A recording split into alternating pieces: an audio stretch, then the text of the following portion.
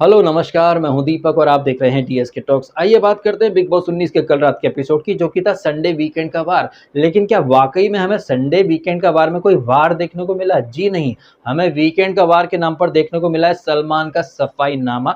जिस तरह से कॉमेडियन रवि के कंधे पर बंदूक रखकर सलमान खान ने अभिनव कश्यप और जो अभी पिक्चर आई थी सलमान खान की डिजास्टर पिक्चर सिकंदर, उसका जो डायरेक्टर था एयर मुरुगदोस, इन दोनों ने ही यानी कि अभिनव कश्यप और मुरुगदोस, इन दोनों ने ही सलमान खान के खिलाफ मोर्चा खोल लिया है। और जो मुंह में आ रहा है वो बके चले जा रहे हैं। तो उन लोगों को काउंटर करने के लिए सलमान खान ने जस्टिफिकेशन की बौछार लगा दी, एक के बाद एक जस्टिफिकेशन, ये वो। और इन सारी चीजों में आपने देखा भारी भरकम एडिटिंग का कमाल, और एडिटिंग के साथ साथ आपने देखा वॉइस ओवर का कमाल भी, जहां पर कि सलमान जो है वो रवि से बात कर रहे हैं तो उनका टोन, उनकी आवाज अलग है। लेकिन जब रवि का थोबड़ा दिखाया जाता है तो पीछे सलमान ने शायद फोन के ऊपर अपनी आवाज वगैरह भेज दी होगी, वॉइस नोट भेज दिया होगा, तो वहां पर सलमान की आवाज अलग है। और ऐसा नहीं है कि भाई साहब एडिटिंग कल रात के एपिसोड में ही हुई है। इनफैक्ट एक दिन पहले का जो एपिसोड था, जब वो सैटरडे वीकेंड का बार खत्म होता, तो कोनिका जी ने एक स्टेटमेंट दिया था कि सलमान ने तान्या से बोला कि I am not a business associate, तो मेरे साथ ऐसा मत करो या ऐसा बिहेव मत करो। तो सलमान खान ने तान्या को शायद और ज्यादा खरी खोटी सुनाई होगी, बिजनेस एसोसिएट जैसा टर्म भी इस्तेमाल करा होगा।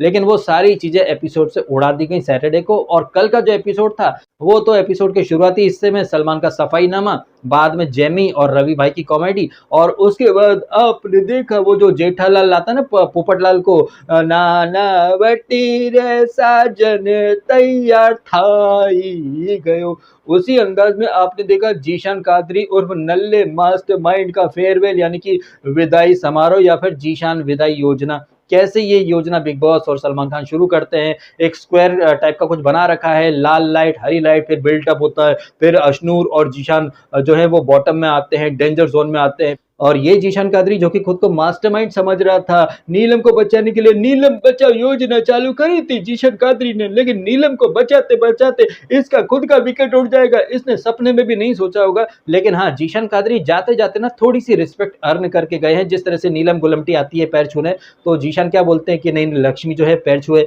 अच्छा नहीं लगता है। हालांकि ऐसा हो सकता है कि यहाँ पर काफी लोग बोले कि यार DSK what's the big deal about it, यार बड़ी नॉर्मल सी बात है, लड़की पैर छूने आ रही थी, जीशान ने मना कर दिया। लेकिन नहीं भाई साहब, वो जीशान कादरी जिसने भारत माता की जय नहीं बोला था, तो मैंने उसे पानी पी पी करके क्रिटिसाइज करा। लेकिन ये जो छोटा सा जेस्चर दिखाया जीशान ने, कहीं ना कहीं मेरी नजर में उसकी रिस्पेक्ट थोड़ी सी तो बढ़ गई है। इसका मतलब ये नहीं है कि जीशान ने जो ब्लंडर करे हैं उन्हें हम इग्नोर कर देंगे। और जीशान का जो एलिमिनेशन हुआ है, उस एलिमिनेशन ने ना सिर्फ जीशान को बल्कि इनके पूरे गैंग को इंस्टेंट कर्मा दिया है। आप भूले तो नहीं होंगे ना, जिस तरह से ये फटेला और ये अमाल बड़ी बड़ी बातें कर रहे थे ना नॉमिनेशन एपिसोड के तुरंत बाद, की पंछी को उड़ा दो। और फटेला ने क्या क्या बोला था कि जनता आपके अंदर पावर होता है, लोगों को घमंड आता है तो आप उनका घमंड तोड़ते हो, तो जनता इन घमंडी लोगों का सिर नीचे करो। अब हकीकत में किसका सिर नीचे हुआ है भाई साहब, ये तो आपने देख ही लिया। अब ये सारी चीजें घर वालों के सामने रखना किसका काम है? सलमान खान का। लेकिन सलमान खान तो भाई साहब अलग ही लेवल पर सलमान का सफाईनामा प्रस्तुत कर रहे थे। सलमान ने कल वाकई में बहुत पकाया है। एक दिन पहले का जो एपिसोड था वहां पर वो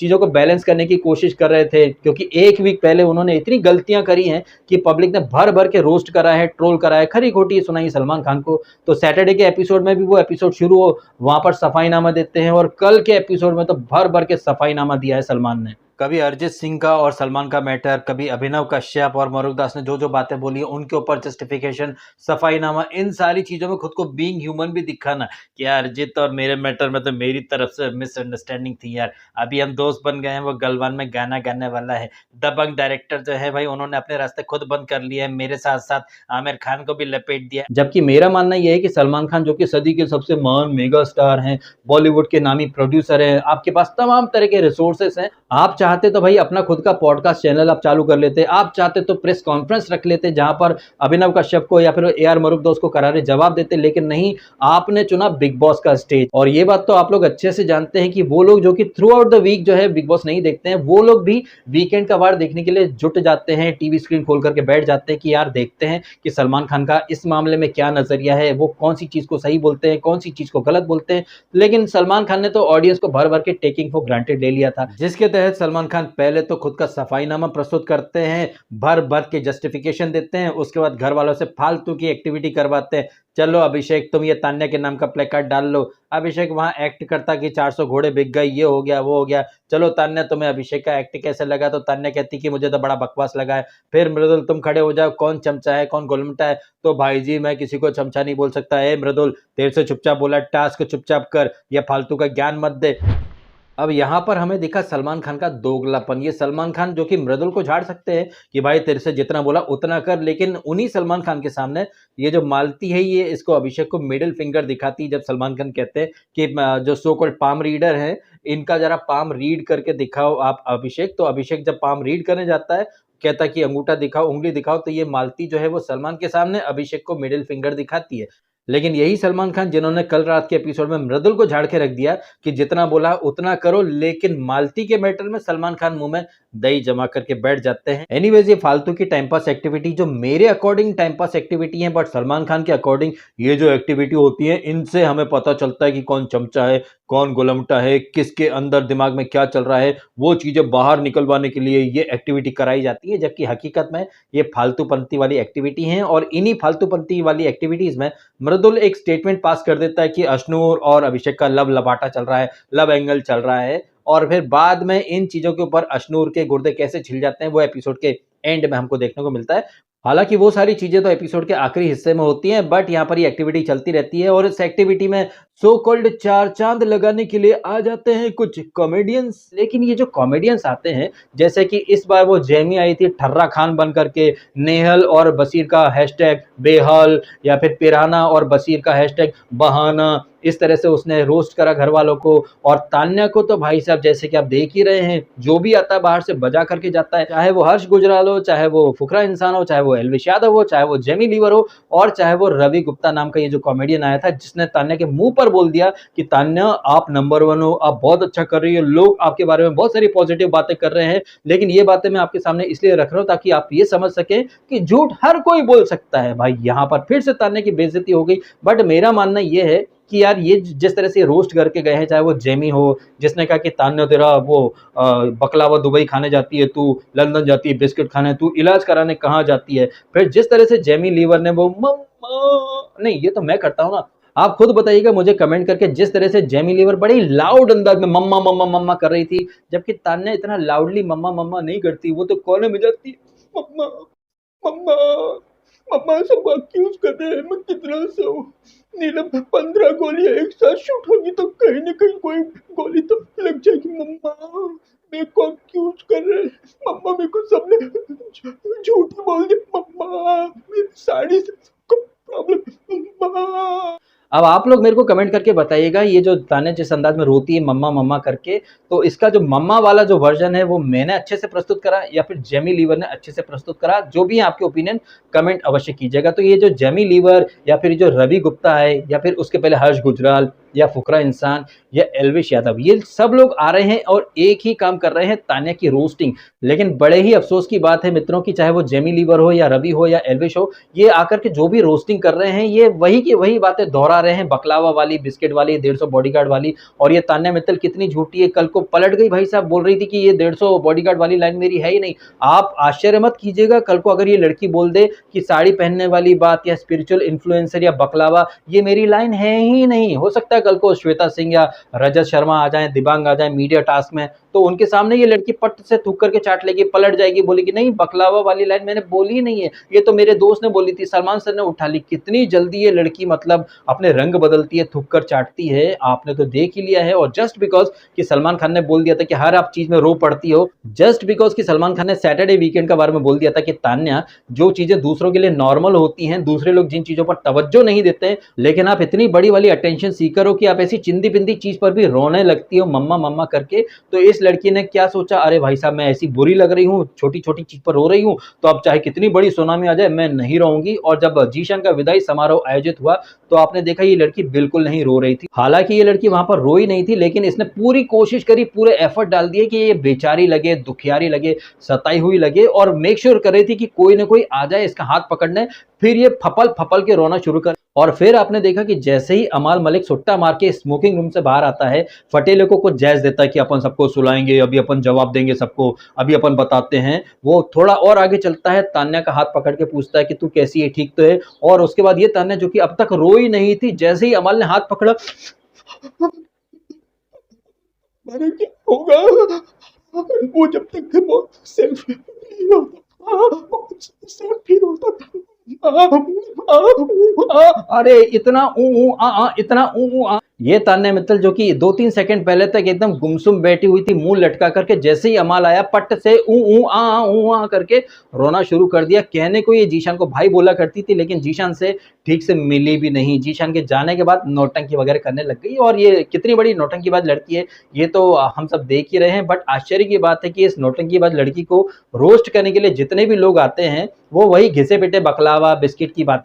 एंड मैं सच बता रहा हूँ, मैंने किसी और से नहीं, सिर्फ रवि गुप्ता से ही ये चीज एक्सपेक्ट करी थी कि रवि गुप्ता मखमल में लपेट करके इस लड़की को थोड़ा सा टोचन दे सकते हैं। जिस तरह से वो सूखा मुंह बना करके प्रणीत को रोस्ट कर रहे थे, मृदुल को रोस्ट कर रहे थे, अमाल के खर्राटे के बारे में बात कर रहे थे। अमाल के खर्राटे के बारे में तो उसने जेमी ने भी बात करी थी ना, करके सोता रहता है, और बशीर का जीके कितना स्ट्रांग है, यूक्रेन की कैपिटल क्या है, तेरा जीके वीक है, इस तरह की बातें जेमी ने भी करी थी। बट ये जो स्पिरिचुअलिटी वाला जो कनेक्शन है, इसके ऊपर कोई भी मतलब ध्यान नहीं दे रहा है। और जैसा कि मैंने अभी थोड़ी देर पहले कहा, ये चीज़ मैंने रवि से थोड़ी सी एक्सपेक्ट करी थी, क्योंकि रवि का ये जो अंदाज है, पहले कुछ और बोलता फिर बाद में पट्ट से ऐसा मखमल में लपेट के देता, जैसे कि उसने तान्या से कहा ना कि आप नंबर 1 हो, आपकी वजह से टीआरपी नंबर 1 है, आप बहुत अच्छी लग रही हो, लोग आपके बारे में पॉजिटिव बातें कर रहे हैं। ये बातें मैं इसलिए कर रहा हूँ ताकि आपको पता लग सके कि लोग और भी लोग हैं दुनिया में जो कि अच्छे से झूठ बोल सकते हैं। तो यहीं पर मैंने सोचा था कि शायद रवि जो है वो ये पॉइंट भी रख दे कि तान्या जी, आपको पता है, आपने मेरी आंखें खोल दी हैं, क्योंकि अब तक मैं स्पिरिचुअलिटी को किसी और तरीके से देखता था कि भाई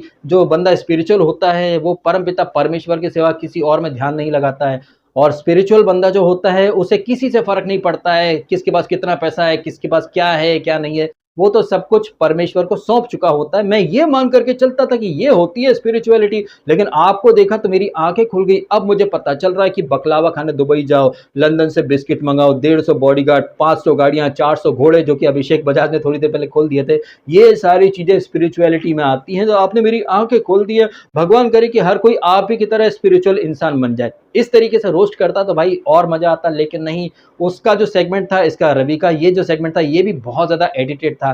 किसी के बारे में भी उसकी जो कॉन्वर्जेशन थी वो पूरी नहीं दिखाई गई थी। ना सिर्फ घर वालों की और ये रवि की बातचीत बहुत ज्यादा एडिटेड थी, बल्कि सलमान के साथ जब रवि स्टेज पर था वहां पर भी बहुत ज्यादा एडिटिंग का इस्तेमाल किया है मेकर्स ने। एकदम इतना लॉन्ग जंप मार दिया है, हमें समझ में ही नहीं आ रहा था कि भाई ये क्या हो रहा है क्या नहीं हो रहा है। लेकिन थैंक्स टू कुछ ऐसी बातें जो कि बाद में निकल करके आती हैं, जैसे कि कोनिका ने एक दिन पहले कहा था ना, वो बिजनेस एसोसिएट वाली बातें, इस तरह की और बातें, और जिस तरह से सलमान की आवाज में अंतर था, तो पता चल रहा था कि कल के एपिसोड में कितनी भारी भरकम एडिटिंग का इस्तेमाल किया गया है। इन सारी बातों के अलावा एपिसोड के आखिरी हिस्से में हमें एक अलग ही ट्विस्ट देखने को मिल रहा है, जहां पर कि जीके, जब से उसे पता चला है, वो प्रणीत ने जब एक दिन पहले रोस्ट करा था सारे घर वालों को, प्रणीत ने ये कहा था कि जब जीके को कार जितानी है या नहीं जितानी है, वहां पर लोग वोट कर रहे थे, हाथ उठा रहे थे, वहीं पर जीके के लिए इसने अभिषेक और अश्नु ने हाथ खड़ा नहीं करा था, लेकिन इन दोनों ने अमाल के लिए हाथ खड़ा कर दिया था। और जब से ये बात पता चली है इसको जीके को, तब से जीके के गुर्दे छिल गए हैं। और इसी बात को कहीं ना कहीं कल रात के एपिसोड के आखिरी हिस्से में ये बंदा हाईलाइट करता है, जब ये प्रणीत और मृदुल से बैठ करके बात करता है।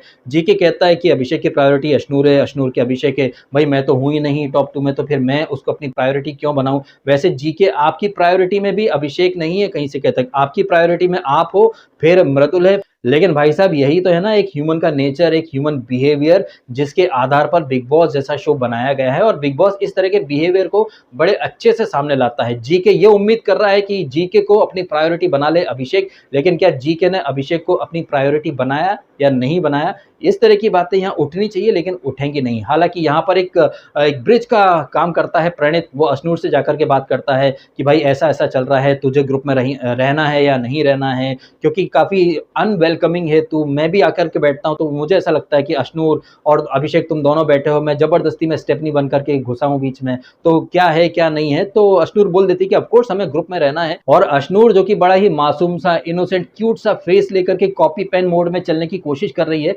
हकीकत में वो बहुत चंट है भाई, चंट खोपड़ी है, एड़ा बन करके पेड़ा खा रही है। उसे अच्छे से पता है कि बिग बॉस एक ऐसा शो है जहाँ पर आप अकेले आगे बढ़ ही नहीं सकते। हर वीक नॉमिनेशन होते हैं, कैप्टेंसी टास्क होती है आपको भाई, और चूंकि ये तो डेमोक्रेसी वाला सीजन है, तो भाई नंबर गेम यहाँ पर बहुत ज्यादा मैटर करता है, बिकॉज अल्टीमेटली सारी चीजें ले दे करके वोटिंग के ऊपर आ जाती हैं। तो अकेला इंसान तो भाई उसकी कहीं कोई तवज्जो है नहीं, तो क्या करे भाई, संगठन में शक्ति है, अकेले में फटती है।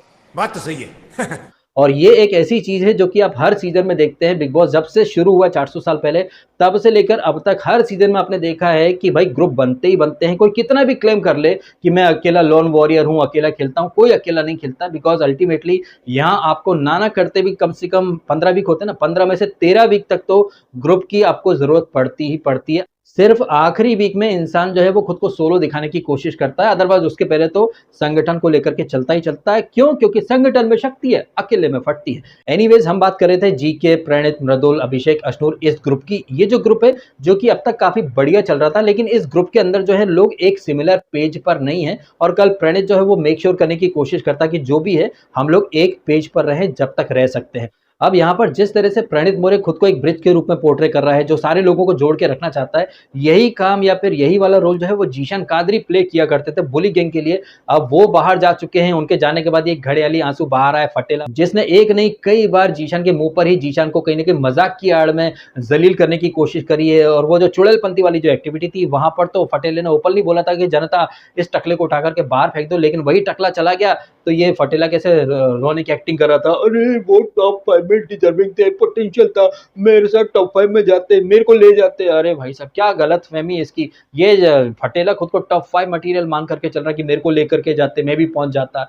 ये फटेला जो कि सबसे ज्यादा इरिटेट करता है, कहीं से कहीं तक ये टॉप 15 वाला मटेरियल भी नहीं है, लेकिन ये बंदा टॉप 10 में जाना चाहता है, टॉप 5 में जाना चाहता है। इसके साथ साथ वो गर्दुल्ली नीलम, उसे इतना तगड़ा रियलिटी चेक मिला, लेकिन फिर भी वो तान्या तो हमारी दोस्त है, तेरे से हमारी दोस्ती बहुत निश्चल है, दुनिया कुछ भी कहे मैं ऐसी हूँ, मैं तेरे साथ ही रहूंगी। लेकिन यही नीलम जो है वो थोड़ी देर बाद अमाल से और फटेला से जाकर के बात करती है। अब तो सलमान सर ने भी बोल दिया कि ये बहुत एक्टिंग करती है, साड़ी पहन करके ड्रामा करने की कोशिश कर रही थी। अमाल भी बोलता है कि हाँ ये लड़की थोड़ा सा टू मच कर देती है, झूठी तो नहीं है लेकिन टू मच कर देती है। अरे भाई साहब, वो झूठी है, वो नौटंकीबाज है। और मुझे तो लग रहा है कि अमाल मलिक भी अच्छे से जानता है कि तान्या मित्तल नेक्स्ट लेवल की फेंकू लड़की है। लेकिन क्या है ना कि जैसे उधर एक ग्रुप है, वो सेम पेज पर नहीं है, फिर भी साथ में चलना है, उसी तरह से अमाल मलिक जो कि जीशान के जाने के बाद इस ग्रुप का मुखिया बनना चाहता है। और इसी पद्धति पर चलते हुए वो कहीं ना कहीं फरहाना को भी कंसोल करने की कोशिश करता है, क्योंकि उसने देख लिया है कि वीकेंड का वार में फरहाना को थोड़ा सा सलमान ने बोल दिया है, कहीं फरहाना हाथ से ना निकल जाए, कहीं गलती से ये लड़की सलमान खान की बातों में आकर दूसरे ग्रुप में चली गई तो नंबर गेम बिगड़ सकता है। इसलिए वो फरहाना को मनाने की कोशिश करता है, और फरहाना जो है वो कुछ बात करने के मूड में नहीं है। वहीं तान्या मित्तल वो तो बेकरार है कि अमाल कब उसके पास आ जाए। और अमाल से ये बात क्या कर रही थी थोड़ी देर पहले, हमारा क्या होगा, हम हमारा ध्यान रखते थे, हमारा कौन ध्यान रखेगा। अरे तुम्हारा ध्यान रखने के लिए तो ईश्वर है ना, तुम्हारी मदद के लिए तो ईश्वर आते हैं, तो तुम्हें जीशान की, अमाल की कहाँ जरूरत है। ये लड़की जो कि ऐसे बड़ी स्पिरिचुअल बनती है, ईश्वर की बातें करती है, लेकिन एट द सेम टाइम एकदम नोबड़ी की तरह बिहेव करती है। अब हमारा क्या होगा, नहीं कल इसने मम्मा नहीं करा, अब हमारा क्या होगा। हाँ वो मैं उनके रहते में सेफ फील करती थी। अरे उनके रहते सेफ फील करती थी, तुम्हें तो ईश्वर के ऊपर अटूट भरोसा है, तो ईश्वर के होते तुम्हें जीशान वगैरह की क्या जरूरत है। लेकिन नहीं भाई साहब, ईश्वर का नाम लेना, मंदिर का नाम लेना और स्पिरिचुअलिटी का चोला ओढ़ना, भाई यही चीजें करके तो ये लड़की फेमस हुई है, और उसी हथकंडे को वो शो में भी इस्तेमाल कर रही है। इन सारी बातों के अलावा और क्या रहा है बात करने को। अरे हाँ भाई साहब, इंस्टेंट कर्मा मिला है भाई साहब। कैसे हवा में उछल रहे थे ना ये फटेला एंड ग्रुप, और जब ये एलिमिनेशन का ड्रामा चल रहा था तब भी आपने देखा था ये नीलम क्या बोल रही थी इससे, तान्या से, अश्नूर जाएगी, अश्नूर जाएगी, ईश्वर हमारे साथ है। ले भाई, ईश्वर तुम्हारे साथ नहीं है, तुम्हें ईश्वर ने कहीं ना कहीं एक डंडा दे दिया है पिछवाड़े में कि लो भाई तुम गलत लोगों के साथ हो। और वैसे भी लोग कहते हैं ना, बड़े बुजुर्ग अक्सर कहते हैं कि आपको अगर पता करना है कि कोई लड़का या लड़की का कैरेक्टर कैसा है, तो आपको कुछ नहीं करना है, बस उस लड़के का जो ग्रुप है या जो फ्रेंड सर्कल है, आप उन लोगों को देख लीजिए, आपको पता चल जाएगा। और ये लड़की जो खुद को संस्कारी बोलती है, क्लासी बोलती है, ये उठती-बैठती किसके साथ है? बवासीर लपड़-झंडे से। उसे बड़ी गलतफ़हमी है कि कोई बात नहीं, हम जीतेंगे या तो आप जीतोगे या मैं जीतूँगा। वाह, वाह! एक तरफ बवासीर है, एक तरफ ये लेज़ी बफ़ेलो अमाल मलिक है, एक तरफ वो पटेला जो कि नहाता नहीं है। इनफैक्ट ये फटेला कितना अनहाइजीनिक और कितना गंदा है, इसके बारे में तो वो जेमी भी आकर के कॉमेडी के नाम पर 4 बातें सुना कर के चली गई। तो ये सारी चीज़ें देख कर के आप अच्छे से समझ सकते हैं कि वो लड़की जो खुद को संस्कारी बोलती है, क्लासी बोलती है, सनातनी बोलती है, वो कैसे घटिया लोगों के बीच में उठ रही है, बैठ रही है। लेकिन ईश्वर हमारे साथ है, ईश्वर आएगा। लेकिन एट द सेम टाइम अब हमारा क्या होगा? अब हम क्या करेंगे? लुट गई, बर्बाद हो गई। इतने एफर्ट के बाद भी मैं बेचारी ना लग पा रही, मैं क्या करूं? अब ये सब रहा है भाई साहब कल रात के एपिसोड का मोटा-मोटा सा लबो-लबाब, जो कि शुरू हुआ था सलमान के सफाईनामे से और खत्म होता है ये जीशान एंड ग्रुप को जो इंस्टेंट कर्मा मिला है। इन बिटवीन ये कॉमेडियंस आते हैं। अब ये क्यों आ रहे हैं, ये तो आप अच्छे से समझते होंगे, क्योंकि भारती, कृष्णा, सुदेश की वही घिसे-पिटी कॉमेडी, भिड़ो मेरा बच्चा है तू, हम सब पक चुके हैं वो देख कर के, और मेकर्स भी पक चुके हैं। इसीलिए एक फ्रेश पर्सपेक्टिव लाने के लिए नए-नए लोगों को लाया जा रहा है। और ये जो नए लोग हैं, इनकी काफ़ी मिलियंस में फैन फॉलोइंग है, तो ऑब्वियसली इनके जो फैंस हैं वो इन्हें देखने के लिए शो से जुड़ेंगे, ये होना तो लाज़मी है। ठीक वैसे ही जैसे फुद्दू फरहान की अम्मी का नाम शब्बो आज़मी है। इन सारी बातों के ऊपर आपकी क्या है टीका टिप्पणी या रिएक्शन, कमेंट करके अवश्य बताइएगा। वीडियो अच्छा लगा है तो लाइक भी कीजिएगा, और चूंकि मंडे है, आपका हाइप का कोटा रिफ्रेश हो गया होगा, रीन्यू हो गया होगा, तो हाइप भी मार दीजिएगा। ठीक है, फिलहाल अपने समय निकाला, वीडियो देखा, आपका बहुत बहुत धन्यवाद। Thank you so much.